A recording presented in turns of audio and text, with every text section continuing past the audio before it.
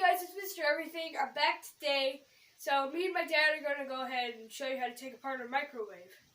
So it's going to be a fun project, and let's go. Okay, now that we're down here at the microwave, I'm going to go over a few safety tips before we start taking it apart. First of all, have an adult with you to help you out with this project. Second of all, this thing is at very high voltage, so go ahead and make sure it's unplugged, but we don't have to plug it in the middle of the floor, so I don't think we're going to have to worry about that.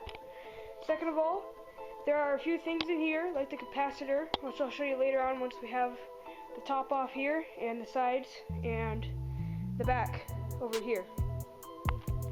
Okay, so first thing that we're going to do, taking apart the microwave, is taking about every screw that we can see.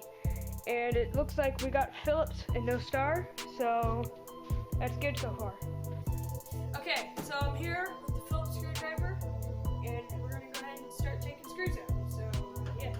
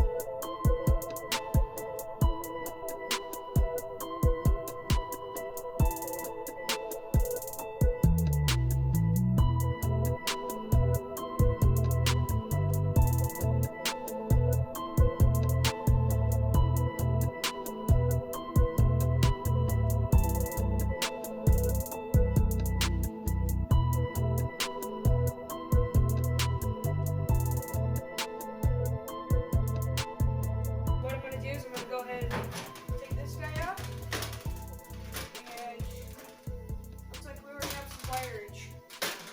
So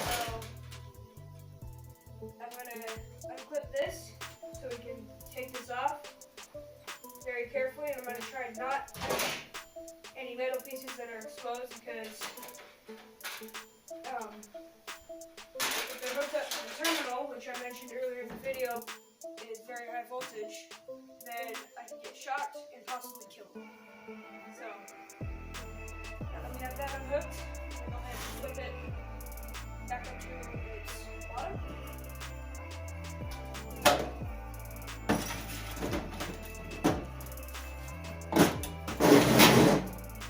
Now, what we're going to do is we're going to go ahead and slip this wire out right here. It's kind of got this weird little thing that hooks up into the hood or whatever this is called. So just remove pieces that are hooked onto the hood, and then remove the hood.